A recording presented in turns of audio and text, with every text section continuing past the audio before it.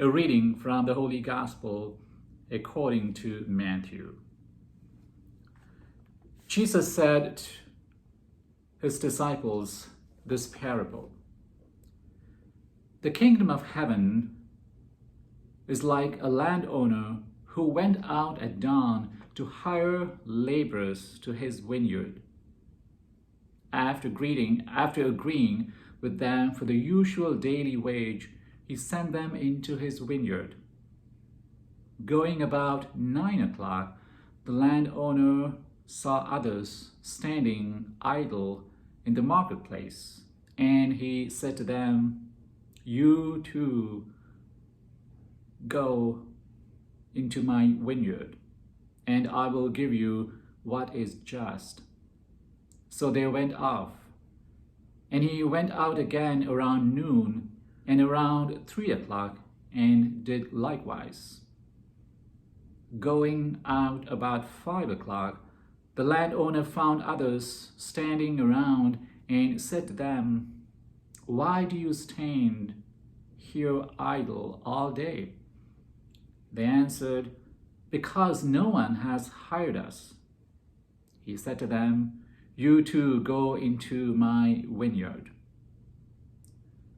When it was evening, the owner of the vineyard said to his foreman, "Summon the laborers and give them their pay, beginning with the last and ending with the first."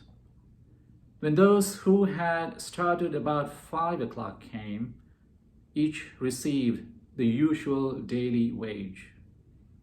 So when the first came, they thought that they would receive more, but each of them also got the usual wage. And on receiving it, they grumbled against the landowner, saying, "These last ones worked only 1 hour, and you have made them equal to us, and who bore the day's burden and the heat." He said to one of them in reply, "My friend, I am not cheating you. Did you not agree with me for the usual daily wage? Take what is yours and go. What if I wish to give this last one the same as you? Or am I not free to do as I wish with my own money? Are you envious because I am generous?" Thus, the last will be first, and the first will be last. The Gospel of the Lord. Praise to you, O Lord Jesus Christ. My sisters and brothers, I'm sure most of us can think of a time as we look back when we said to ourselves, "Yes, but that's so unfair."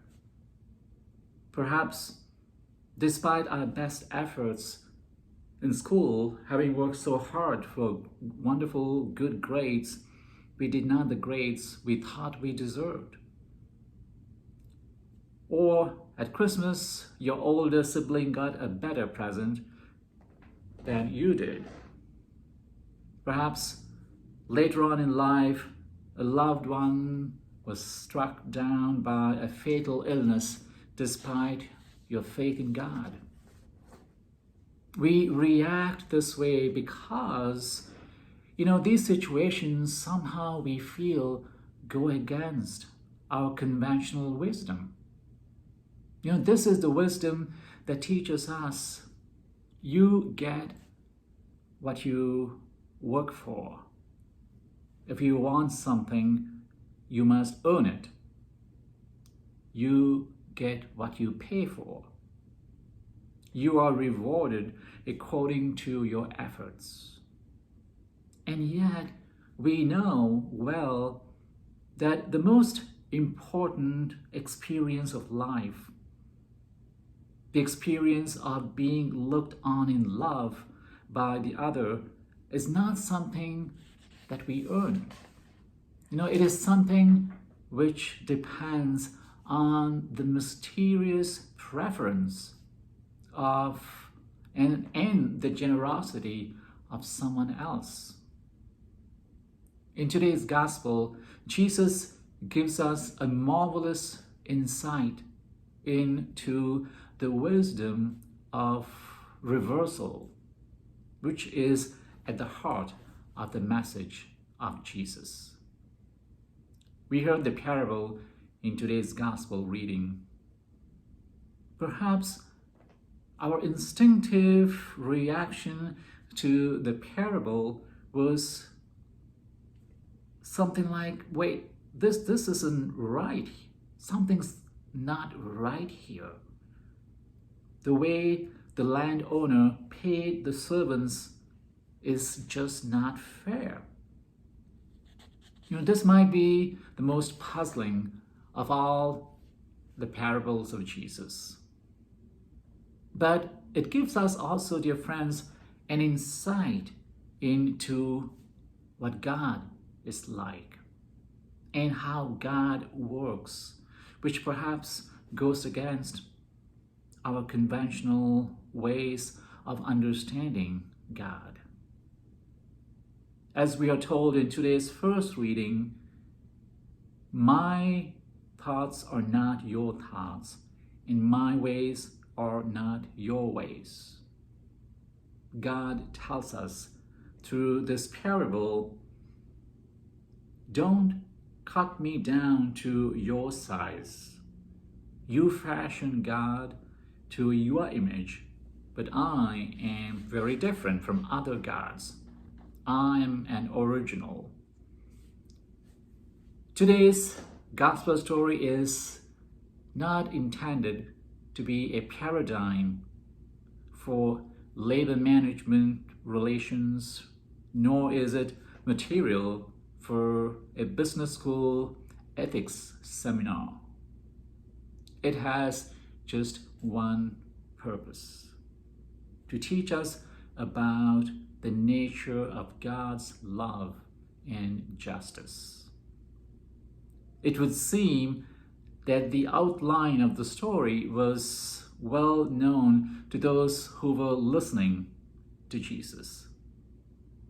It was a rabbinic story which ended with those who came at the 11th hour working so hard that they earned the full day's wages. But what Jesus does here is to characteristically twist the ending in a different direction. So the emphasis here is not on the industry, but on the generosity. We may almost say the crazy generosity of the landowner, because that is what God is like. By human standards, God's generosity is crazy. In this parable, Jesus is not trying to do away with the valid and necessary principles of justice. Rather, he is giving us an opportunity to grasp the extravagant generosity of a God, a generosity that makes other people furious. But here is the question: do we allow God the freedom to do things God's way? Or do we get furious and jealous when God does not do things our way? The world in which Jesus lived and ministered was often filled with life's latecomers. They were the physically crippled, the psychologically crippled, the spiritually crippled, and the economically crippled. They were the sinners. They were the outcasts. They were the prodigal sons and daughters. And they were the ones who were always overlooked by others. If this parable originally referred to Pharisees' complaint at Jesus' treatment of sinners, then it means that Jesus is treating the so-called latecomers with the same mercy as he has for those who have borne the burden of the law. As you might remember, in Luke's Gospel, the Pharisees' complaint is met with Jesus telling them the parable of the prodigal son, in which the elder brother complains that he has not been treated the same way as the younger brother was treated by his father when he returned home. In any case, dear friends, I'm sure that despite our failure to be generous with God's mercy with others, we can think of many times in the many ways how God has been generous with us in his love and mercy. Today, let us therefore acknowledge God's generosity to us that we have experienced from family and friends, and perhaps even people who are strangers, especially as we face these challenging times. God invites us to be generous and faithful laborers in his vineyard. It is a call to be holy and merciful like Jesus.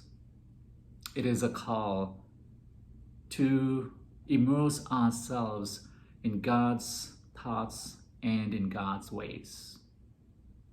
And this call, dear friends, comes at different hours of our day and of our life, and in different situations. Let us therefore open our hearts to the very presence of God in our lives and in the lives of others and in our world.